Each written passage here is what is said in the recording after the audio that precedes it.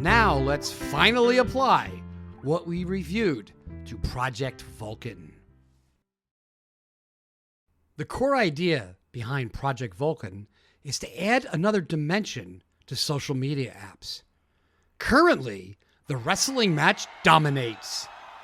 Let's add logical discourse, where the audience is engaged in logic, initially targeted for very focused issues.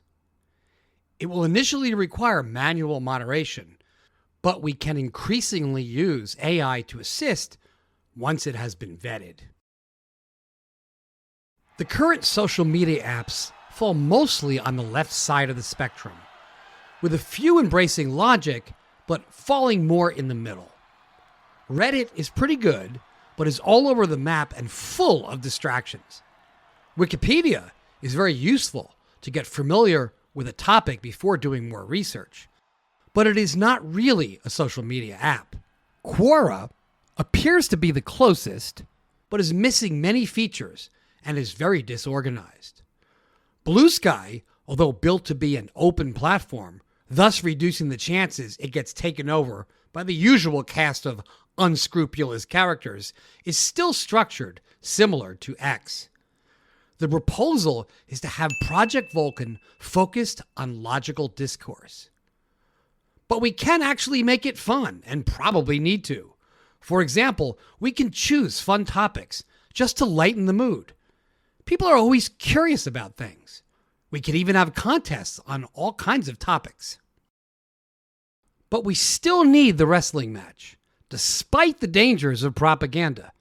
These apps are here to stay. We need presence there, and they aren't changing anytime soon.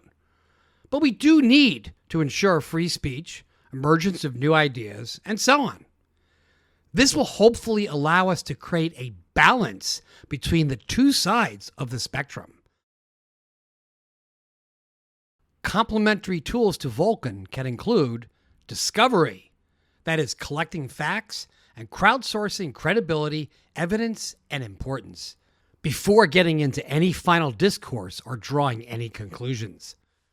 This is a very effective process used currently in the legal field. Another tool is an old one we used to use before almost everything went online, using something simple like a whiteboard to list advantages and disadvantages of various options. Anybody remember using those? And then similar crowdsourcing as well. You might be thinking, oh my God, how are we ever going to do this? This is a huge undertaking, even for just a small group of people.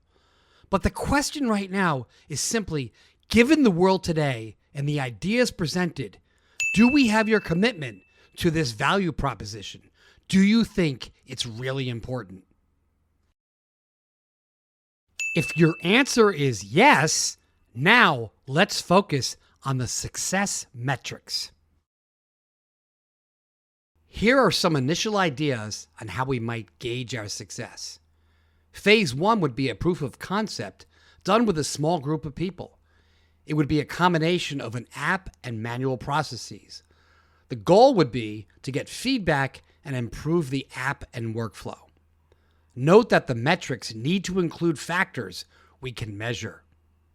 Phase 2 would be an improved app that we use to engage people in a major city and present to local political groups and politicians.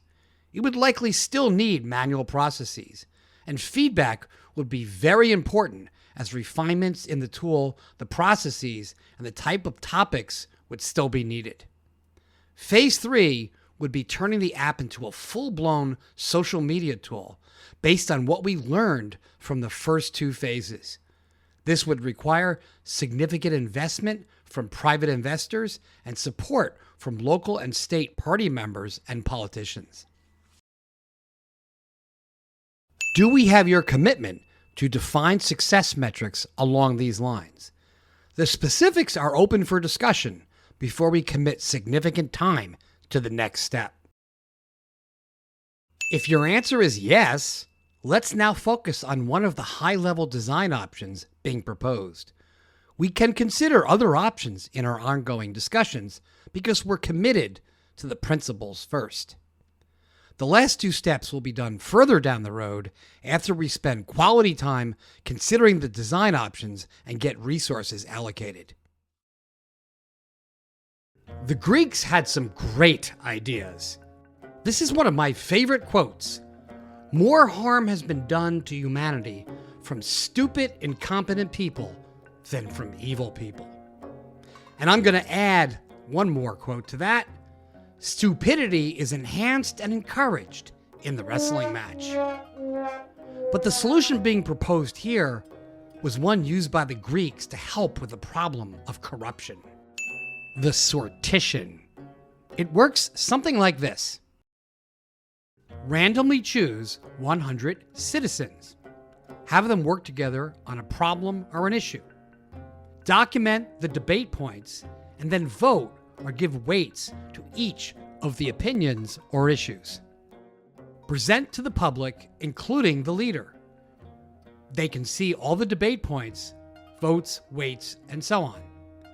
And the leader can choose to follow it or not follow it. If the results are compelling and the leader ignores them, the leader does so at his or her own peril.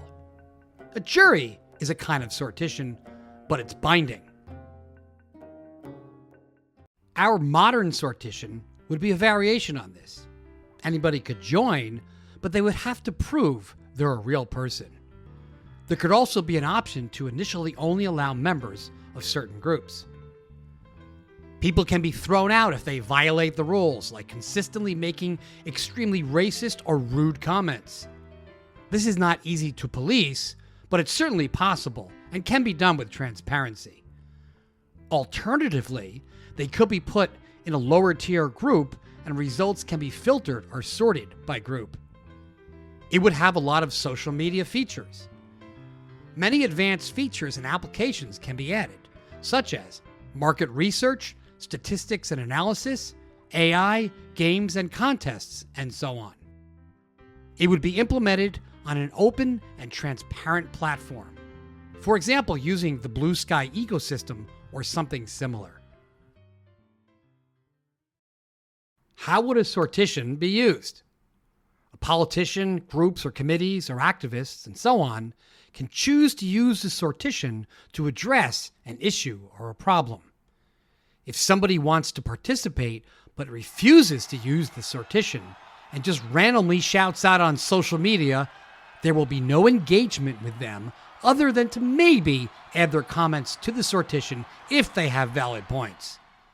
The group should still use traditional social media as today, but anybody who wants to drill down into solving the problem must use the sortition. The group would probably be first limited to get organized as long as it's diverse. This is similar to qualitative research in marketing, the purpose of which is to first scope an issue, like for example with focus groups, in order to help design the more public market research. AI may be eventually trusted enough to allow us to skip this step and jump right to the next step, which is opening it to the public. We will need trusted moderators to prevent chaos. Eventually, AI can be used to help the moderators, and maybe in the future, AI can do most of the work, but only after it has proven itself to be unbiased, effective, and auditable.